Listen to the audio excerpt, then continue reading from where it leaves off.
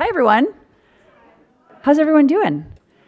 Good to see you guys. I love this room. Look at all this human power we have here, devoted to keeping our houses safe and our structures safe and our people safe. Thank you. Yes. These are our heroes. So thank you all so much for being here today. I'm your Assemblymember Buffy Wicks, proudly representing Assembly District 14. I span the southern part of my district is Oakland, all the way up to sort of Hercules, Pinole, Rodeo, and everything in between, Richmond, El Cerrito, Kensington, San Pablo, Piedmont, the whole area. So really excited to be here today. We have experts here on insurance, on Zone 0, on evacuations, et cetera, earlier today. And we also have, as you saw, the resources that were outside. And if all those presentations and resources will be up on the website, so please feel free to refer back to our website. We really just want to provide people information about one of the most pressing issues in our region, which is fire and fire safety. I've had the opportunity over the last couple of months to meet with all of our local chiefs and our local electeds on this issue. Obviously we all saw what happened in Los Angeles in January. I went down to LA, a couple days after the fires, maybe about a week after the fires were contained, with the speaker and a bunch of other legislators to go see firsthand the devastation, and it honestly looked like a war zone. I mean, it is horrific, and you really can't appreciate the magnitude of the challenge that those communities faced until you sort of see it firsthand. It was really heartbreaking what happened there. And also, you could see, you'd drive through these areas and it would be like block after block after block of just devastation. And then you'd see like one house standing that had been home hardening. And while that's not a guarantee that your house is going to survive or your structure is going to survive, it certainly helps a lot. And so I think for a lot of us, what happened in January, and I know this region obviously has its own experience with fire, but that was a real, I think, continued wake-up call around the fact that our communities have to work together. We have to work with our experts in the space who are keeping us safe. We have to work with our local electeds, with our counties, with our cities, and really our community members taking the lead on this and really taking the reins here to make sure that our neighborhoods are safe. So anyways, proud to be here today. I should also say I'm the daughter of a firefighter. My dad worked for the U.S. Forest Service for 35 years fighting wildfires. I know there's always been a little bit of competition between CAL FIRE and U.S. Forest Service, but we were based in Tahoe National Forest. My parents still live up there. And my dad fought wildfires for 35 years. And so he was often gone in, September, October during fire season when I was younger. And then when he retired but stayed on to help with fires in more recent years, he could be gone anytime during the year because the fire season has changed so much. And it has become such a part of our day-to-day life in the West. So anyways, I'm proud to be here and care passionately about this. I want to thank our city partners who worked with residents to day in and day out and help spread the word about these important policies and the work that we're going to hear today. I know we have some elected officials and representatives who are here. I believe Councilmember Zach Unger is there in the back, who knows a lot about fire. He represents me in Oakland, actually. So Zach, thank you so much for coming today. And I know we had Supervisor Fortuna Bass' staff is here. She was going to stop by. I don't think she was able to, but her staff is here. And we have representatives from Congressman Garamindi's office, Senator Jesse Araguin's office, Councilmember Ramachandri's office, and we have council members from El Cerrito, of course, who I think you've seen. I saw Gabe Quinto. Right? Oh, here they are. This is your hometown leadership right here. So we're very excited to see all of you. Thank you so much for hosting us today.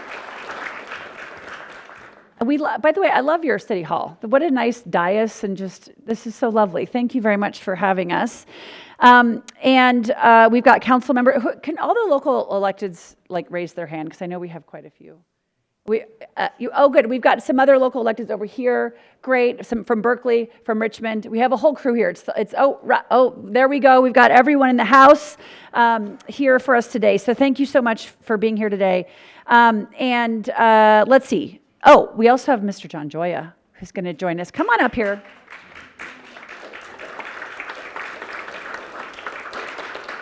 So you all know him as your Contra Costa County Supervisor, Mr. John Joya, who has been such a regional leader in this space and serves as the current chair of the East Bay Wildfire Coalition. We're excited he's going to share his perspective here. And with that, I will turn over the stage. Thank you. Yes. Assembly member, thank you, and thank you for your leadership. She's been amazing on leadership, not just on wildfire issues, but so many other issues, including affordable housing. Thank you very much. And just to note, thank you all for coming for this important event, and I know you're going to hear from the chiefs. I'll be very short. I will say a couple new things. Recently, a number of the cities in West Contra Costa and Western Alameda counties and the two counties formed what we call the East Bay Wildfire Coalition of Governments. And I chair that currently, and there are other members here on it. And what we're doing as local jurisdictions is really trying to see how we can work together, not just to get regional grants on fuel breaks and things like that, but also policies that cities and counties can pass to help protect. And I see our former council member Wenger from Berkeley, who was one of the founders and was chair last year before I took over. Thank you for being here. And Contra Costa County Fire is now the fiscal agent for it. We just passed that, and you're going to hear from our chief. We also, through our sales tax Measure X in the county, set aside about $4.5 million a year for vegetation management, hand crews, grants to residents along the urban interface. So a lot happening in this space. In fact, our Wildfire Coalition meets here. If we have any legislative ideas, we'll talk to you and you'll carry them and get them passed. So thank you for being here and being part of this. This is a really important issue, and I know you'll look forward to hearing from all the chiefs. So thank you. Thank you, John. Thank you. Thank you, Mr. Joya, for your leadership. So we want to get into the conversation here, so we have plenty of time. We actually had folks submit questions and did our best to consolidate. There was a lot of thematic similar questions to make sure we get to what everyone is interested in knowing about today. What I'd like to do actually is to have our chiefs self-introduce. So just, name, your jurisdiction, maybe a little bit about yourself, and we'll go down the line so everyone knows who here is in the room leading us through these tumultuous times. Hello, I'm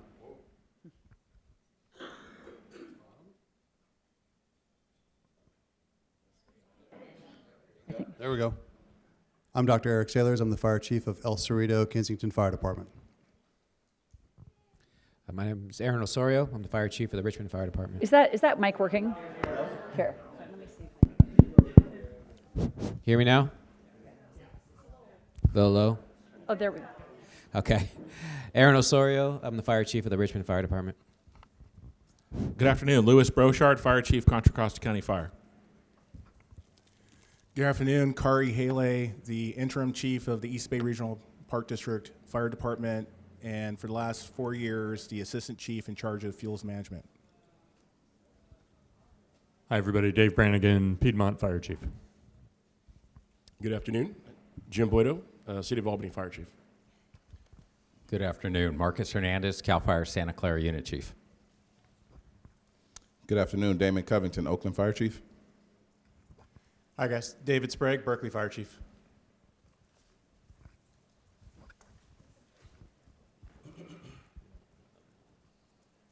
Sorry. Okay. I'm paying attention, everyone, I swear. Thank you. Okay. I was just looking through our notes and making sure. I want to make sure we can get to all of the questions. So let's get started. So this question, Chief Covington, Chief Osorio, and Chief Brochard is really directed towards you three, and would love for each of you to take a crack at answering it. Can you tell us about all the interjurisdictional work happening to mitigate wildfire risk in the East Bay? And can you explain how mutual aid between departments actually works? You guys want to start? Okay. We should Rochambeau for it. Good afternoon. Again, my name is Damon Covington, Oakland Fire Chief. When we talk about interdisciplinary wildfire mitigation, as you guys may know, we have a lot of history in Oakland with wildfire, including the 91 Hills fire, which we just had an anniversary for not too long. But I think one of the biggest illustrations of mutual aid and interdisciplinary help assistance came last October, when we had the Keller fire. We had a large fire that broke out in a eucalyptus grove. Anyone knows about it? Eucalyptus knows it gets out of hand very quickly. We have quickly had 50-foot flame lengths, homes that were threatened. It became a large-scale fire very quickly. Luckily for us, lucky and unlucky, it was a red flag day. So on red flag days, the Oakland Fire Department pre-positions extra apparatus throughout the city, knowing that a small fire can turn into a large fire very quickly. In addition to that, we had pre-positioned strike teams, including CAL FIRE and other jurisdictions within our region. That is the only thing that saved that fire from becoming a 91 Hills fire or a Palisades fire, is the quick response from 19 other jurisdictions into Oakland within 30 to 45 minutes. In addition to air support from CAL FIRE, who got there extremely quickly, we came within 200 yards of reaching Campus Drive, which anyone who's familiar with Oakland knows there's extremely large houses on Campus Drive. If it reaches Campus Drive, we're there for a week and we're losing hundreds, if not thousands, of homes. So the quick response in California, we have one of the best mass mutual aid systems in the nation. And in the Bay Area, Alameda County, Contra Costa County, it really is seamless. There are no county lines. Help is there very quickly, and we all participate. And it's not just a participation when a fire breaks out, we get to the fire and we start asking questions about what do you want us to do. It's a year-round operation where we've lined up our training, we've lined up our equipment, and we know the play. So when you come and you arrive on scene, all you need is a location. We need you over here. And everyone that arrives knows exactly what to do. And that time and that pre-planning is what keeps us from having, from going from a city block to an entire city, which we know can happen very quickly. So I'll turn it over to Chief Bouchard and Chief Osorio. Good afternoon, Chief Osorio, Richmond Fire. I think when you split up, this is two related but separate topics. One is the response, and one is the preparation and the mitigation we try to do in advance of an incident. The two counties represented here today are probably the leaders when it comes to auto aid and the model we have when it comes to interoperability, when it comes to our communications, when it comes to our auto aid agreements, when it comes to how we are dispatching closest units to incidents. I've worked in Napa County early in my career. I've done a little time in Solano County. It is unlike here. Here, it doesn't matter what patch is on the door of the fire engine or what patch is on your shoulder. You have firefighters from every agency that are closest to the incident responding, because we know that if we don't address it, no matter whose dirt it's on, it's going to come into our jurisdiction. And so we don't worry about jurisdictional lines when it comes to response. We worry about what's the most efficient response. And so I hope you guys, as the residents in these two counties, can have confidence in the emergency response model that supports you in these two counties. But when it comes to the preparation and the mitigation and in advance, Chief Bouchard and I can only speak to Contra Costa County, but a key component into that being interjurisdictional is going to be Measure X.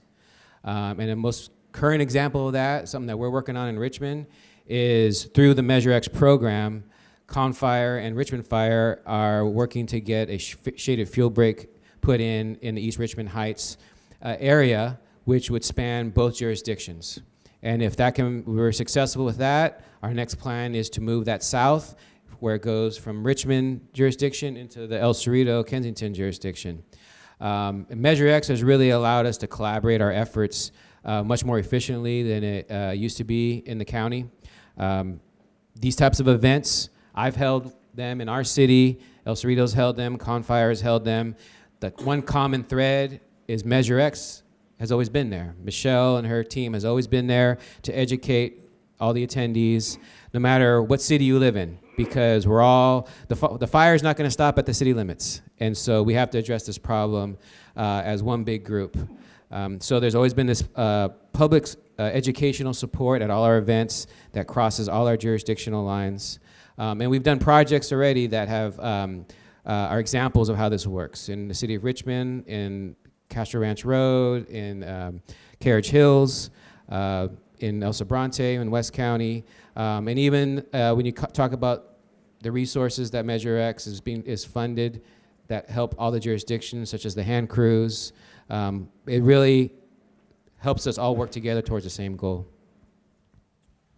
So I'll just wrap it up rather quickly because I think a lot of the details have been already given, and I agree with everything that's been said. For those of you that don't know, Measure X is a half-cent sales tax that was passed in 2020 and then came to be in 2021. So as Supervisor Joya mentioned, there's roughly $4.5 million that's dedicated out of Measure X that comes to Confire. Roughly half of that staffs a Type 2 hand crew of 18 firefighters per day. During the wintertime, those folks are heavily engaged in mitigation work and projects, chipping days, evacuation route cleanups, and so on. And then obviously during the summertime, they're usually, unfortunately, fairly busy responding to fires. So Measure X was kind of a game changer for us. In addition to that, there was about $2 million that's dedicated towards hiring contractors and other folks to be the force multiplier to get projects completed. In addition, we apply for grants. The Shaded Fuel Break grant that Chief Osorio mentioned is a $950,000 grant application that we have in with CAL FIRE. We were successful several years ago with a $3 million grant in the Lafayette Walnut Creek area to do a shaded fuel break. So we're trying to find every angle, leveraging our existing resources, our relationships. We are fairly carefree when it comes to boundaries because frankly the fire doesn't care, so why should we? So we're trying to work together as best we can to get projects done in any jurisdiction. We use the Confire hand crew for project work everywhere, whether it's El Cerrito, Richmond, or in our jurisdiction or anywhere else. So, and that sort of is, we're able to do that because we're so used to working together anyway through the auto aid, mutual aid process. So, so rest assured that you've got a good mutual aid partnership on the emergency response side, and you have a good mutual aid relationship on the pre-disaster mitigation work as well. Thank you. The next question is aimed towards Chief Sprague and Chief Burchard as well. So Zone 0, obviously I think most folks know what it is, but refers to the first 5 feet surrounding a house or a structure, and clearing that zone of flammable materials, as we know, is a critical component in home hardening. And we're seeing a lot of new regulations related to Zone 0 at the city and the state levels. What are some of the most common changes you see that need to be made to the East Bay, to our homes and our properties to come into compliance with Zone 0? And what is a renter's responsibility when it comes to complying with those fire regulations? And can you also just speak to the importance and why that the sort of first 5 feet are so important and so critical? Yeah, sure. I'll kick it off. So Zone 0 is specifically referring to the first 5 feet around any structure on a property in a very high fire hazard severity zone. So what we've learned through lived experience, after-action analysis, and lots of peer-reviewed scientific studies is that the combination of that defensible space and that 5 feet in combination with home hardening, which is screening your vents, screening gutters, looking at what type of materials are on the exterior of your home. There's a number of things that we need to look at. In combination, those two things, when completed, can significantly reduce the potential of a home igniting during a wildfire. So in the East Bay Hills, one, it's not law yet, right? The state is still working on promulgating that law. It's very contentious. There's very passionate people on both sides of this issue. The Board of Forestry is currently meeting. Their next meeting is Monday. If you want to attend, they're usually 8 hours long, so enjoy. But it's really important stuff. So if you're interested, it's a great place to see what's going on right now and add your voice to the record. If the state does pass that, it would become state law in a number of years in all very high fire hazard severity zones. So what types of things would we see be impacted in kind of the normal residential neighborhoods in the East Bay Hills? Well, one, we really have to rethink how our yards are laid out. Because we need to have basically all vegetation except for mature trees, as the way the legislation is currently written, removed from the first 5 feet around homes. So mature trees can stay, but basically everything else needs to go. That's from combustible ground cover, mulch needs to be replaced with bare dirt, rock, stone, or some other non-combustible alternative. Bushes, low vegetation also needs to be removed. So this sounds dramatic, and it can be pretty difficult to think about how we do this and maintain the character of our neighborhoods. So the good news is there is a lot of work happening on this. There are a lot of residents doing this voluntarily, and so we're going to start to have a lot of beautiful examples of what this can look like. One simple way to think about how could we possibly do this? Most of us have, if you have a yard, you're lucky enough to have a yard, you have a seating area somewhere in the yard. If we can think about repositioning those seating areas so they're immediately adjacent to the home, or pathways so they're immediately adjacent to the home, and then moving the vegetation farther out into the yard, that's one simple way of thinking about how we tackle this problem. But no doubt it's going to be a change, but we know that what we're doing is not working. I personally, as a resident of the East Bay, after January, I just could not, knowing what the science says, we cannot keep doing the same thing. The weather pattern, fuel, droughts, that's going to continue to get worse. So it's not going to get better. We have to do something differently. And I agree that there's always going to be more context. There's always going to be more science. We're always going to know more. But if we get stuck in that paralysis analysis, when are we going to act? When is the right time? I think we know enough to make some changes now. So I encourage everybody to look at Zone 0 and begin to do that work now. You can take incremental steps. So this can take a number of years, which not only maybe lessens the emotional burden, but also the financial burden. I'll talk quickly about renters, and I'll turn it over to the chief. From my perspective, most of these big changes are the responsibility of the landowner. Unless you have some specific clause in your lease, that's normally the case. However, renters are really a key component of maintenance, right? Especially during fire weather.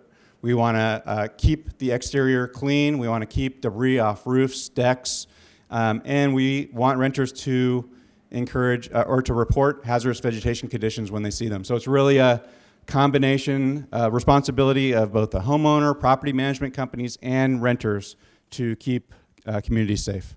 Chief? Thanks, Chief. And I think Chief Sprague hit on all the common topics with regards to Zone 0. I'm going to go a little bit farther afield from a philosophical standpoint.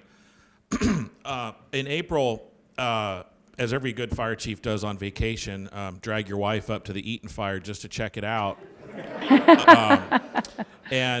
So she played along, and I will tell you there was a bit of a wow factor for me. From the age of 18, starting in this profession and spending some time on the road as a member of an engine company on strike teams, seeing the disasters that can happen, it hit me a little different this time.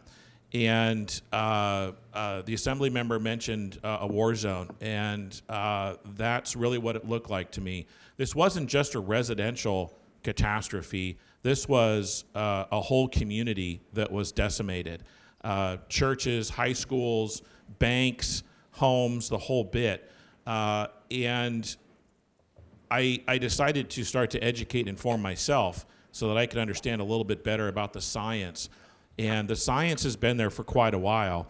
There just hasn't been the alignment of insurance crisis, mass destruction of communities, to take that science seriously and to accept the fact that things have changed, and we need to take the medicine that the doctor is prescribing, however distasteful or difficult that is to swallow, because at this point, Zone 0 is, in my professional opinion, is part of the realistic solution to change the dynamic of communities burning. Much of your communities can survive, and your homes and the structures can survive a flaming front because it doesn't last that long. It's really high temperature and very dramatic, but the science and the testing shows that most of the structures will usually survive that. But what they don't survive is the ember intrusion and the smoldering fire for hours, the mulch. You don't think about it as being a big issue, but it is, because it's going to burn for hours. The firefighters will have already left. There's not enough of them to stay at every single home throughout an 8-hour period. And so the bark that's right up against your home will eventually ignite and will get into the air gap that is part of your home's construction, get up in the wall, and start a fire. Or what is most common is during a wind-driven event, if you don't have certain eve vents, then the little embers are going to get into your attic and start a fire, which may not be noticed for a while. So for me, I was able to go around and look at some of the houses that were completely destroyed, look at the different types of vegetation that, ironically, some of the vegetation was still there, still green, but the homes were all gone. And then every once in a while, you'd see this house that was there all by itself. And I remember in particular this one house, and if this was your neighbor, you probably wouldn't be thrilled to have this person as your neighbor, because their landscape was essentially concrete. I'm sure they didn't do that because of Zone 0. They did it for other reasons, but the physics involved in the fire spread and the physics of that landscaping, if you will, allowed that house to survive. There's no luck in this proposition. It's all physics. And we need to change the algorithm in order for our communities to survive and for our houses to survive. Zone 0 is the medicine.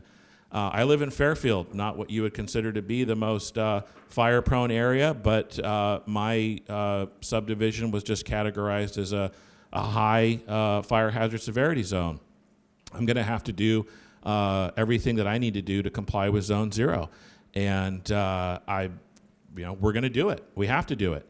And so my analogy is that it is the medicine. The doctor is prescribing it. It's not some whimsical thing.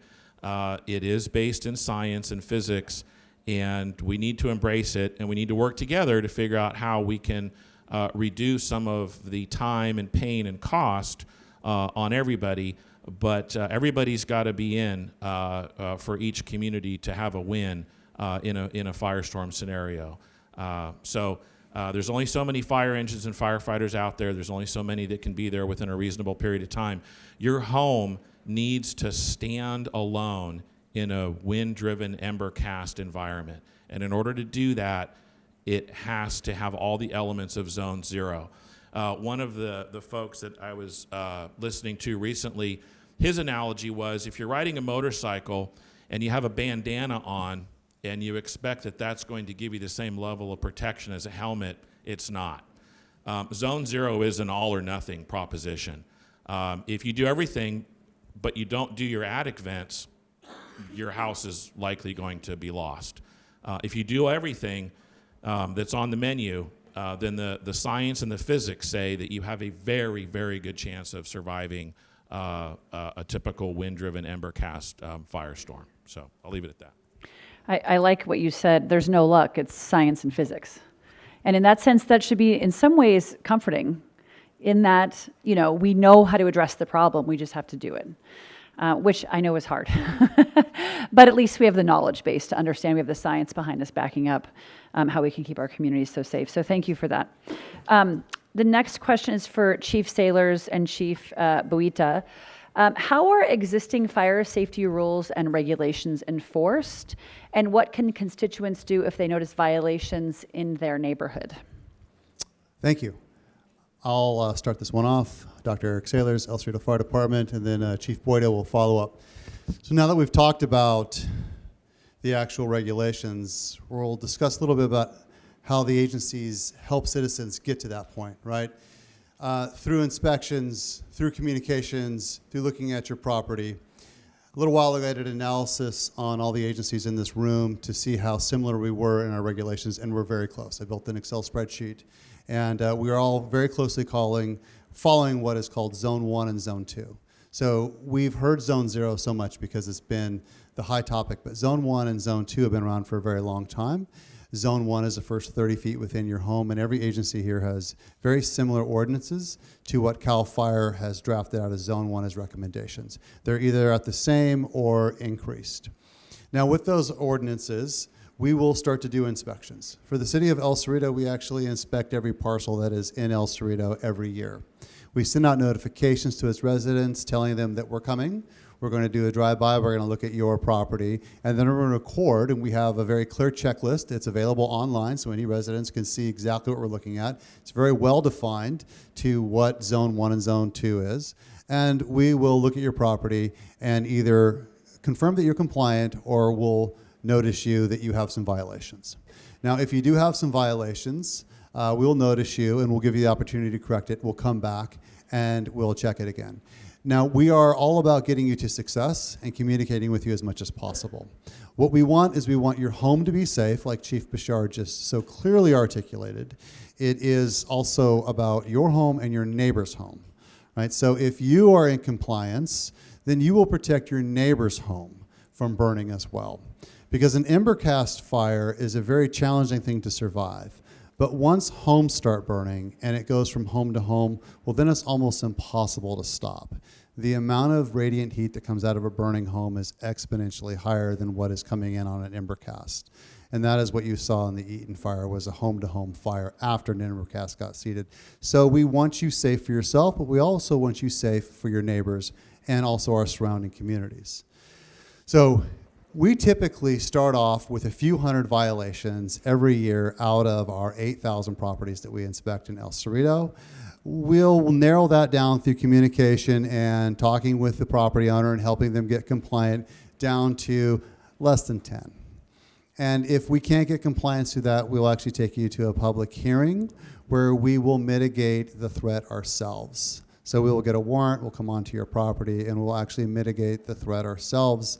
And we will charge you for the contractor fee that actually mitigated that threat. El Cerrito has been pretty aggressive on this for years, and our compliance is very high. So in addition, we will do this ongoing year-round if we have any complaints from neighbors. And I have to give a word of advice on neighbors. Before you complain about your neighbors, make sure, A, you're in compliance.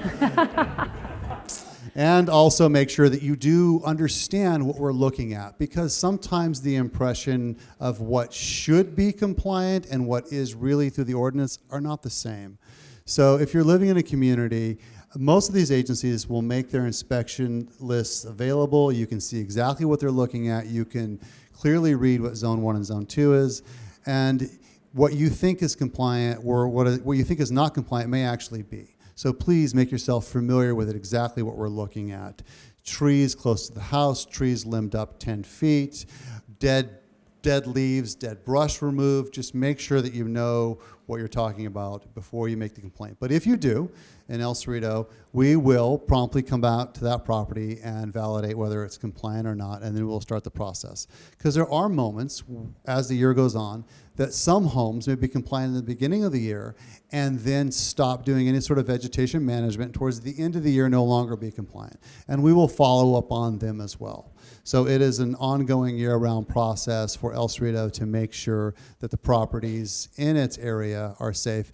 And reading all of these agencies next to me, their ordinances, I can tell you that we're very similar in what we do on a year-to-year basis. It's just larger in scale. Whereas El Cerrito inspects roughly 8,000 properties a year, I believe Berkeley is like 26,000. So you just got a little bit larger in scale.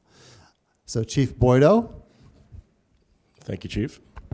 We do the same thing, essentially.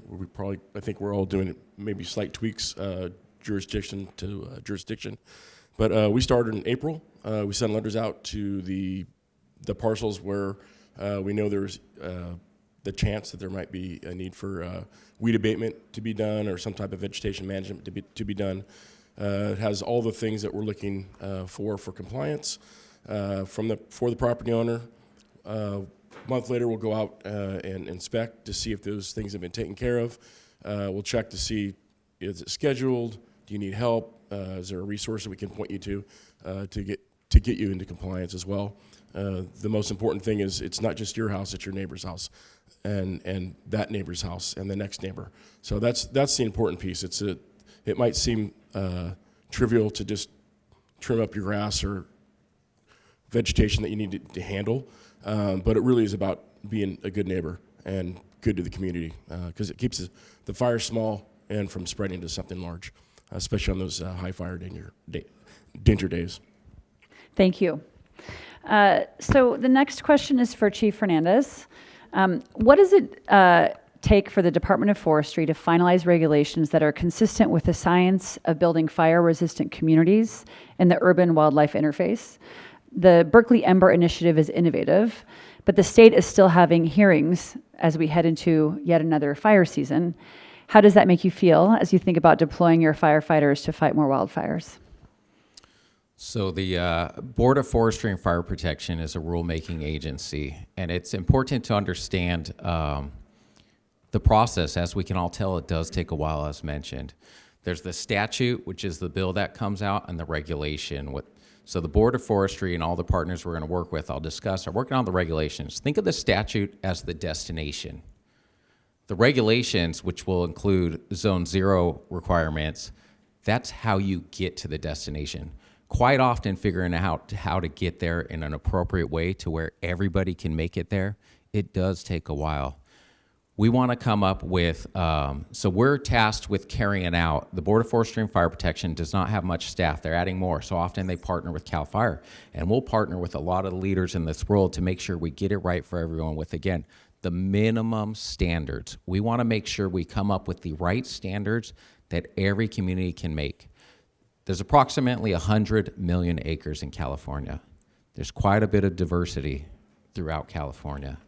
And we want to have the ability, again, for everyone to meet those minimum standards, but also the local municipalities to have the chance to have many of the leaders in this room be able to have more stringent standards.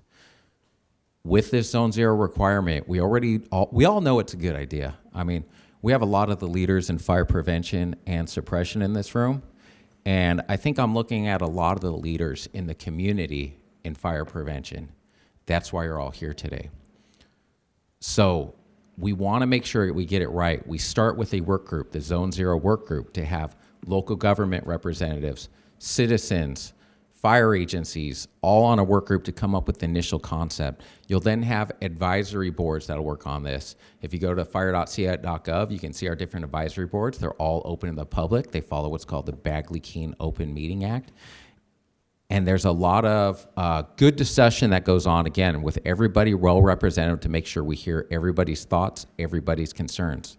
And then, as mentioned before, once everybody's heard out, you hear the next week another idea, and there's a differing of opinions. So one thing you'll hear a lot is the theory of community wildfire preparedness and mitigation. And I want to focus on the first word there, community. We're never going to respond our way out of this emergency, so we need the community's help. And we don't have to wait for those regulations to take place to do the right thing. So many of those regulations, I know we've heard a lot about Zone 0, but we've heard about home hardening. You want to do the right thing, check out readyforwildfire.org. You'll find some low-cost retrofits, some things you can do for low cost and pretty quick to do. Also, when you're doing your remodels, make sure you're doing the latest codes like Chapter 7A of the California Building Code. When you remodel, get that fire-resistive construction. But there's so many different regulations that go into making our neighborhoods safe. It's a little bit easier when you're talking about new neighborhoods as opposed to neighborhoods that already exist. But the process is starting from the bottom with the community, with our partnering fire agencies, with our state entities, going through multiple phases to make sure we get it right with those minimum regulations.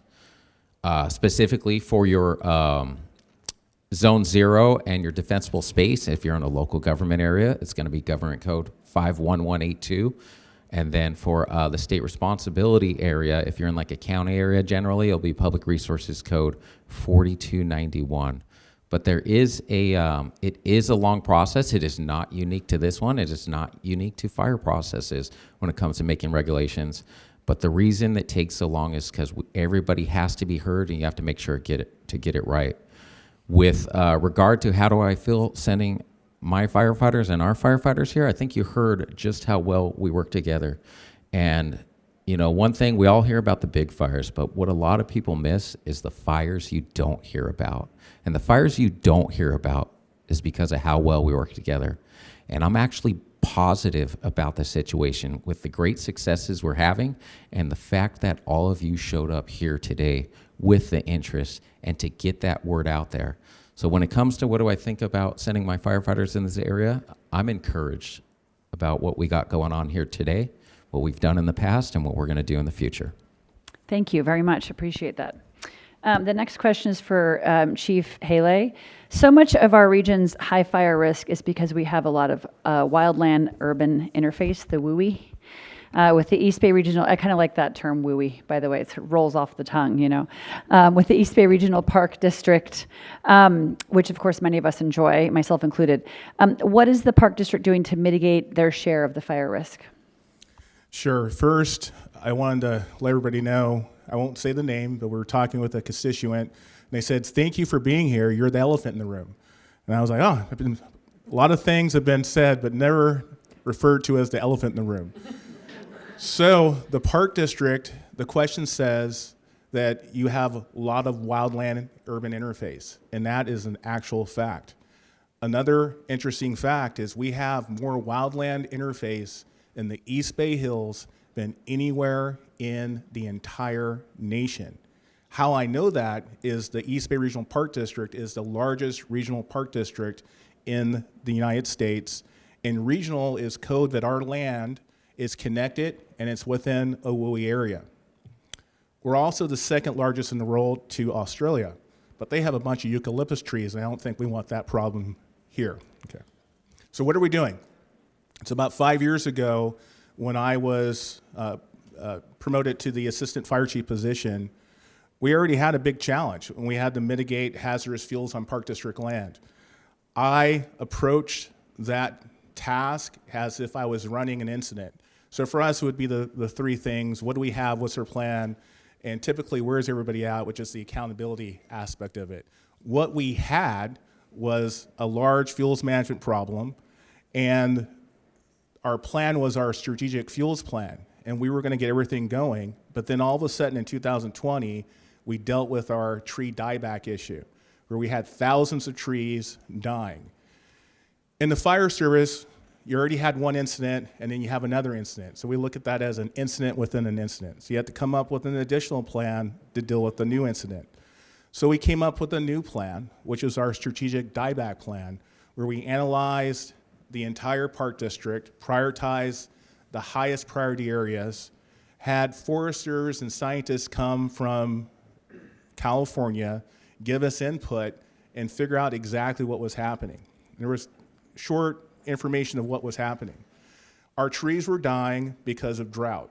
Trees were stressed, and if you look at trees, follow analogy of trees are like straws in the ground, getting resources. Well, these trees were stressed because of drought. When trees are stressed, their immune system, just like humans, is lowered and allows you to be susceptible to natural pathogens and infestations.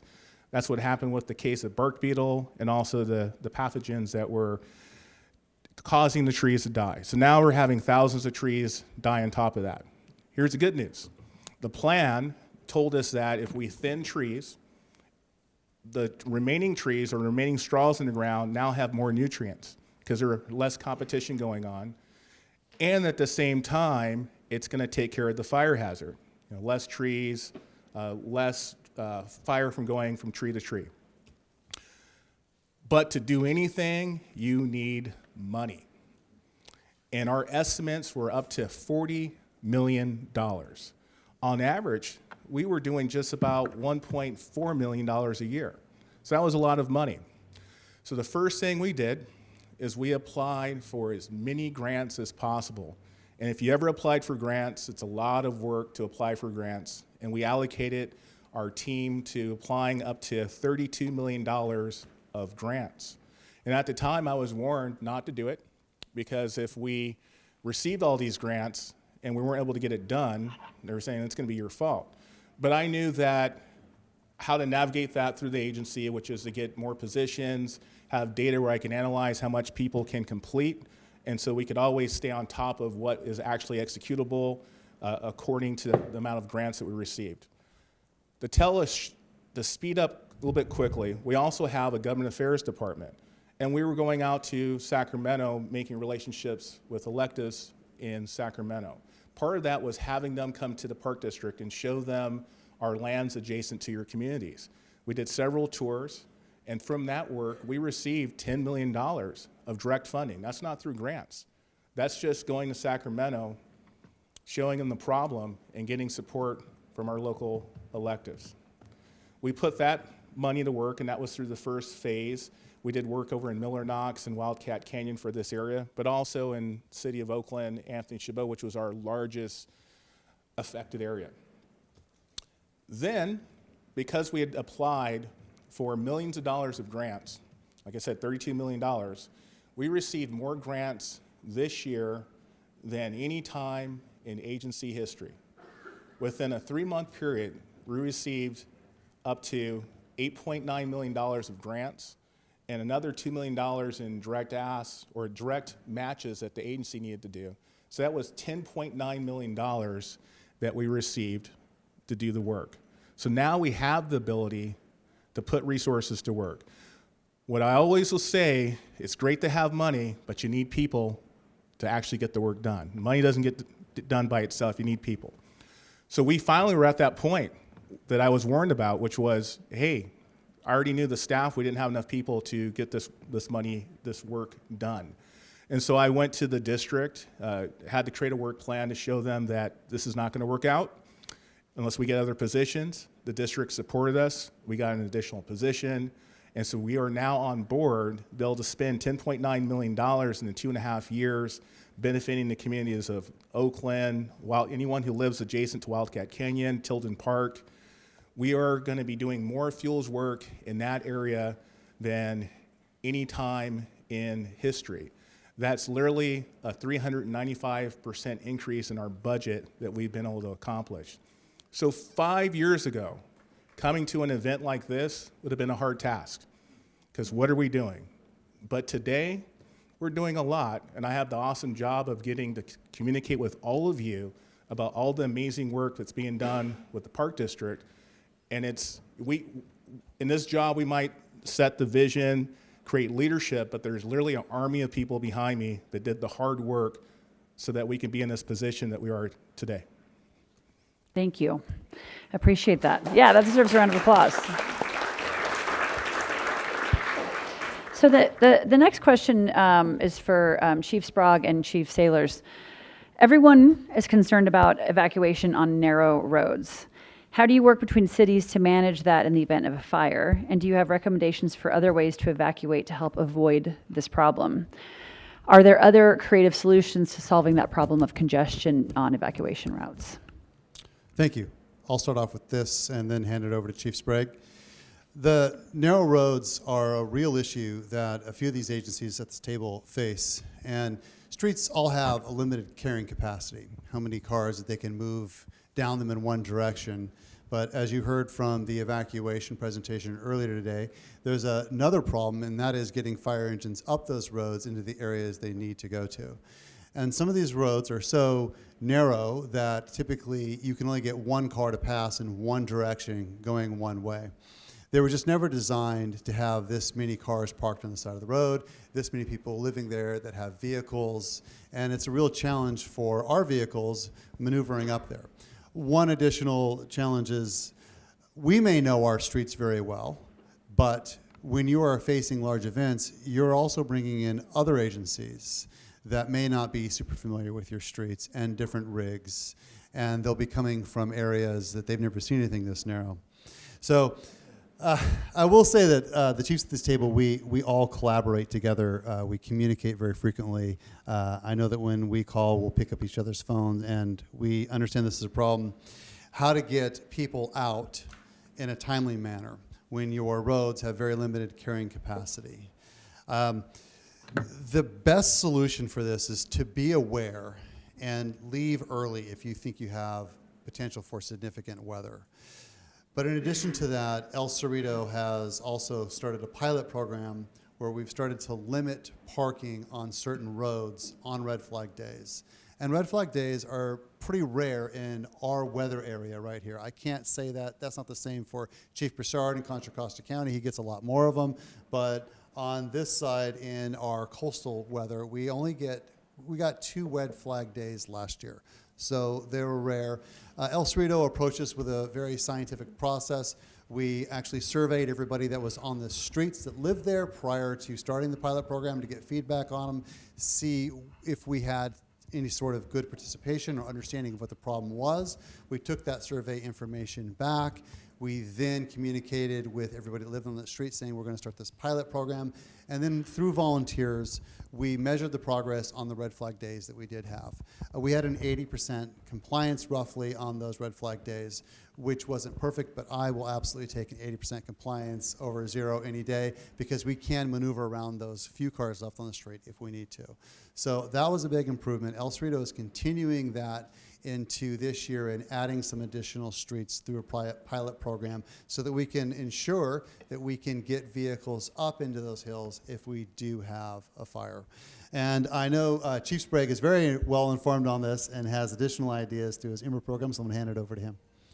Thanks, Chief. Filling in a couple additional parts of the question. So how do we collaborate between agencies to manage evacuation in the event of a fire? So if you look back at the grand jury report or the after action reports from the 1991 fire, there's a couple key themes that are relevant here. One is communications, and 2 is how we call incident command, where the leaders of the incident are positioned and are they working together.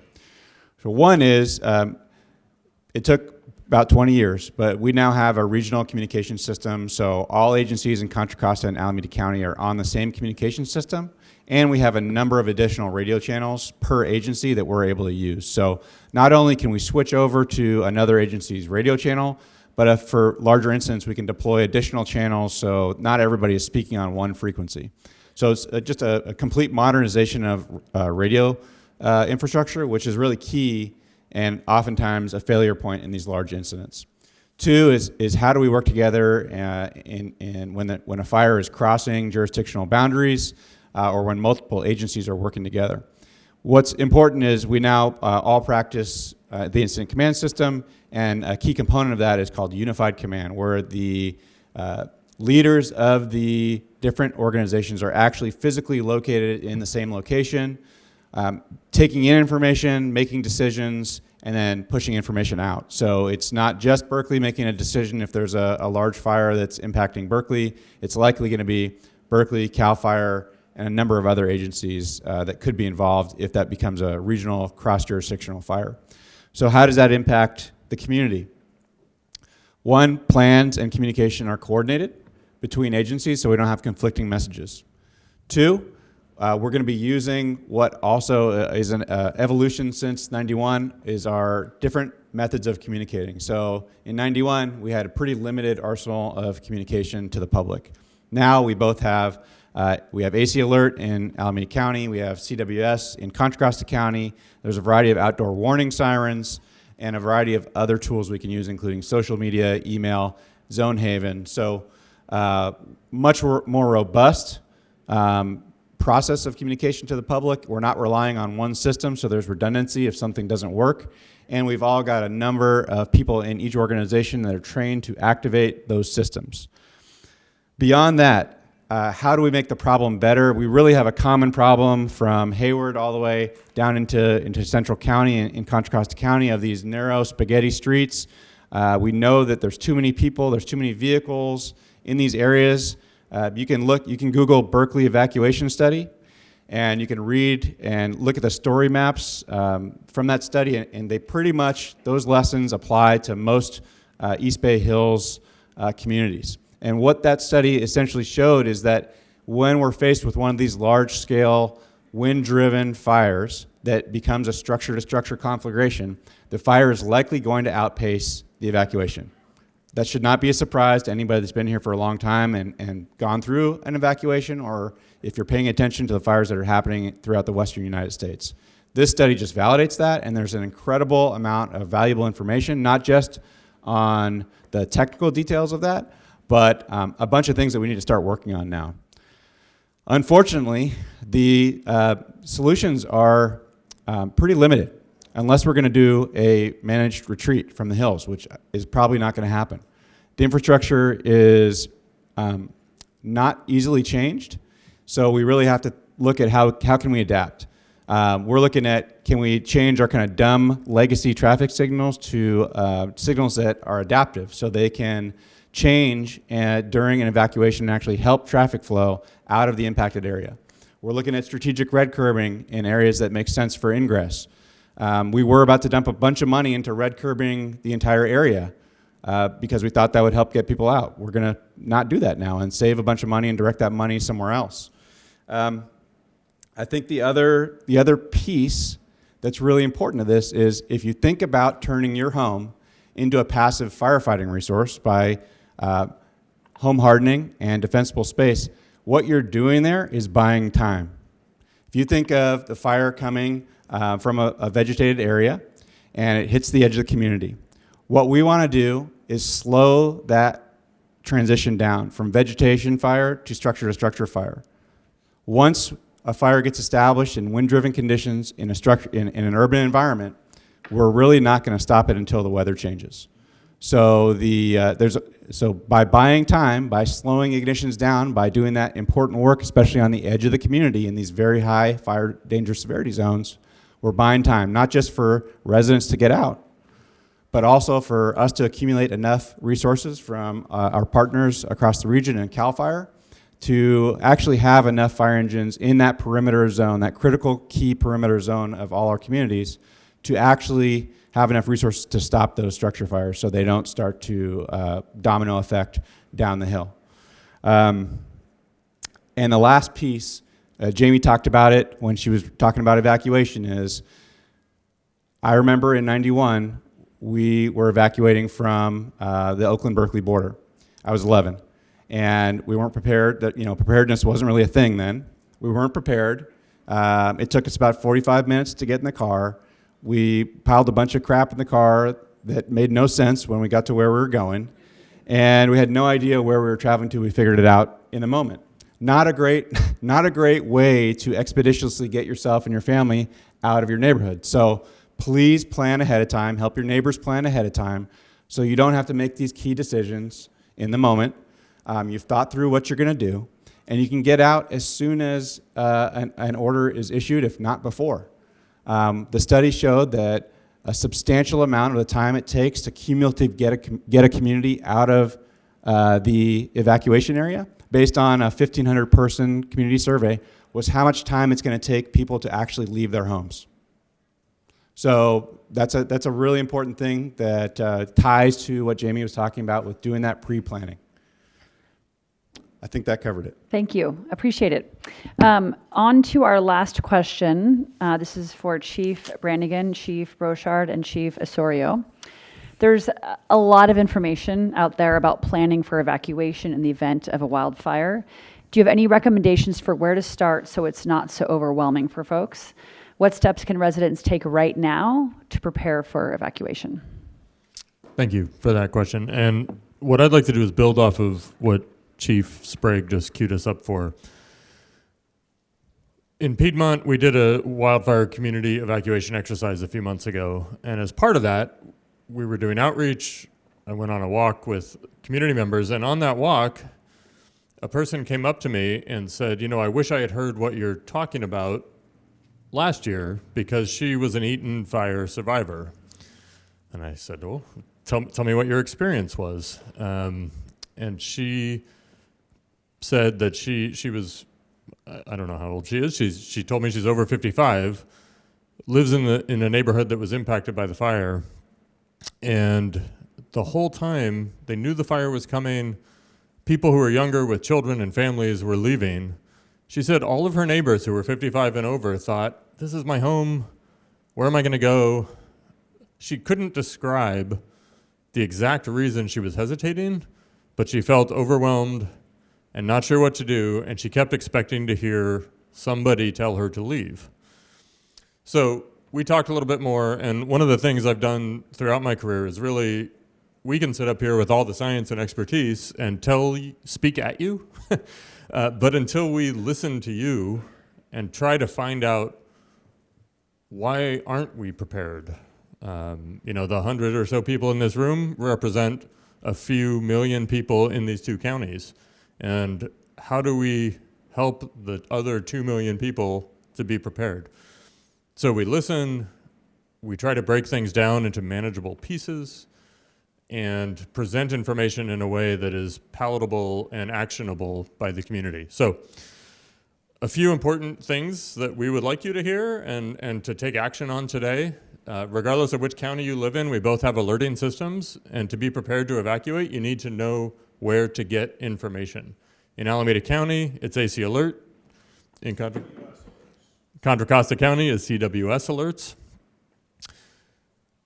Another thing that we focus on in evacuation specifically is people are accustomed to hearing about evacuation routes, I think because of tsunami routes, because we can say, here's a defined place, you need to go uphill. In wildfire, we don't know where or when the wildfire is going to strike. We don't have advance warning. We don't know what direction we're going to be coming into the problem. So we ask you to know at least 2 ways out of your situation, your home, your work, your school. Understand that there have to be 2 modes and 2 ways. So can you walk? Can you drive? Can you cycle? Can you wheelchair? Do you need somebody to come pick you up? Understand those things. Have a family communication plan or household communication plan so you know where to find people. And really think about, Chief Sprague alluded to this, consider leaving before it's a problem. In the emergency management world, I often throw stones at the East Coast because they get warnings about their disasters. We know when a nor'easter is coming. We know when a hurricane is coming. Their emergency managers get a week to prepare for that. We don't know when an earthquake is coming on the West Coast. We don't know when a fire is starting. But what we do have in wildfire is the National Weather Service and red flag warnings and the potential for the intensification of a fire once it ignites. So we know that's coming. If you know you're going to have trouble getting out, please consider figuring that out before we tell you to go. So that's, I'll turn it over to Chief Richard. One thing you can do as part of that wildfire evacuation exercise, we created an at-home exercise. We thought, let's reach people where they are, which for me, preparing for this kind of thing has to happen on like a Saturday morning. I'm not going to do it when I come home from work. I'm not going to do it I do it for the community at work. So if you Google or go to Piedmont wildfire evacuation exercise, on our website we have a YouTube video where we walk you through a number of scenarios, and we have a written exercise that you can follow along with. We encourage you to check that out. It says Piedmont, but it could apply to any household. I have a staff member who lives in Orinda, and she was like, my neighbors sent this out through next door and said, do this, it's really helpful. And I turned it on and it was you. So, and she's in Orinda. So it knows no borders. So go check that out. The idea is to help ease your anxiety and your resistance to make it a comfortable, actionable thing. And that'll help you be ready and spread it to your neighbors. Thanks. Nailed it. I literally was checking things off as you were speaking, Chief. So I'm just going to reiterate for the group, cwsalerts.com if you live in Contra Costa County. Takes about 2 minutes to sign up. That is the common platform that we will communicate directions and intentions and updates. Can you say that again? cwsalerts.com. It's run through the Office of Emergency Services at the Sheriff's Department. I understand certain cities might have LexisNexis or what have you and other things, but or Nixle, sorry, different deal. But that's common throughout Contra Costa County. Everything that Chief Brannigan said is absolutely spot on. So I'm not going to repeat all that. CWSalerts.com. Go for it. So what am I supposed to say now? I'll just touch on a little bit of specific to my jurisdiction. We promote CWS as the primary emergency alerting platform for all of our residents too. In addition to CWS though, City of Richmond through our OES division under fire, we also have a Nixle account, Nixle service that we promote and we ask our residents to sign up for. Through working with CWS at the county, what we have tried to do is make sure that the message we push out on Nixle is exactly the same and consistent with the message that's going to be coming out from the county site. We will simultaneously work on pushing those out. Whichever one you get first, you get first. But we want to make sure folks are informed. And I think I'll touch a little bit about what to do to make it less overwhelming. Most of our jurisdictions, and I can speak for Richmond specifically, on our website under wildfire preparedness, we have an entire wildfire preparedness guidebook. We used to make hard copies, hand them out at pub ed events. We have a digital version on there. The back section of that, about 25-page book, specifically deals with preparing for evacuation. I think some of that anxiety, some of that paralysis is you don't know where to start. If you have a script to start with, you will start taking action. Don't reinvent the wheel. Don't just make it up. Look at these resources. It will give you a starting point. Most citizens are not trained to react in the emergency the way first responders are. We get dispatched, we get an incident, we know immediately what we're supposed to do. We have procedures, we have plans. That's out of the norm for the average resident.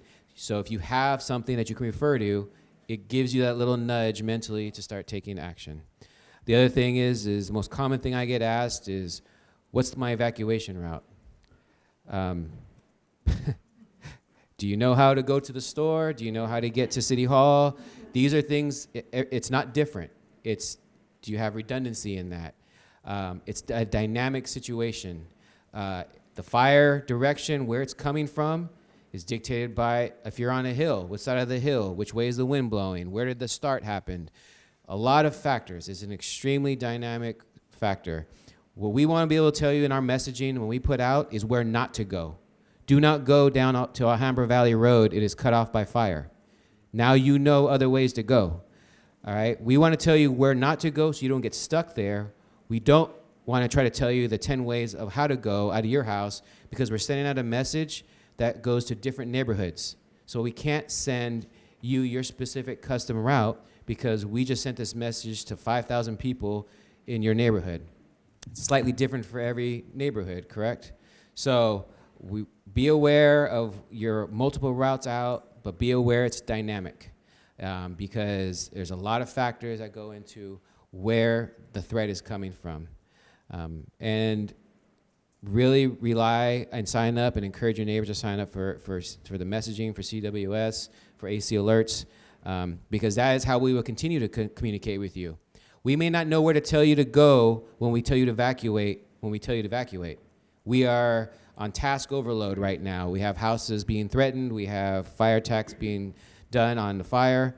We may not be able to get back to you for 30 minutes or an hour on go to this shelter now or go to this parking lot for further direction. You're not going to get everything you need to know right off the bat. We're going to be filtering out essential information at the time. And as we get more personnel on scene, as we implement sheltering, as we implement collection points, as we have more intel, then we can start sharing it on those platforms. But if you're not on that platform, you cannot get any of that information. So it starts with signing up for the correct platform for where you live. Thank you. And I think Chief Covington and Chief Sprague also had some follow-up as well. Yeah, just one, I agree with everything that's been said. One other aspect of preparedness that we can do for our communities is a CORE or a CERT program. Every city, most cities, most fire departments have a CORE group. In Oakland, we have Citizens of Oakland Responding to Emergencies. which means we train you on how to help your community. So we talk about evacuation, we talk about having a go bag, but we also talk about how to turn the gas off in case there's a gas breach, or in the event of an earthquake, the fire department is not coming to every 911 call that's being made. We don't have the resources. So we want to make sure that we're training our community to be fire safe and to help their fellow neighbors get out of homes, who's in a wheelchair, who needs assistance, and it really does strengthen your community by getting this training. So go on the website, every city has it, see if you can have a core group in your community where you're helping to strengthen your community in the event of a natural disaster. They're talking about this topic, and it just jogged one more thing that is relevant from the evacuation study that I want to share about signage and us designating specific routes. Other than the dynamic nature of these incidents and that we need to be able to make decisions based on what's happening, the evacuation study told us that if we in fact designate specific evacuation routes and direct Hills residents to specific routes, it actually increases the time it takes people to get out of the Hills. We need to use every route that's open and available in an emergency for people to get out of the out of the Hills. So you all are most familiar with your neighborhoods and how to get up and down the hills, and you need to remember that and capitalize on that in these situations. Great. Well, can we do a big round of applause for our chiefs here?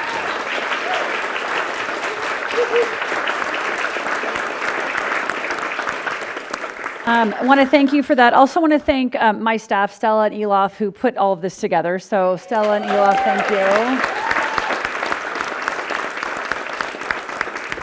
And as noted, we have chiefs from Albany, East Bay Regional Park District, CAL FIRE, El Cerrito, Berkeley, Richmond, Oakland, Confire, and Piedmont all here. And they are going to stick around for a few minutes if you all have individual questions for your specific chiefs. I think they're going to fan out. I know you're going to mob them all, so just try to give them a little bit of space to answer questions. But just want to thank everyone for being here and just for all of your work and your dedication to keep your community safe. Thank you for your work. It is a total team effort of government at all levels, and most specifically our community members who are the ones really leading the way to keep our community safe. So with that, thank you everyone, and come ask your chiefs questions. Thank you.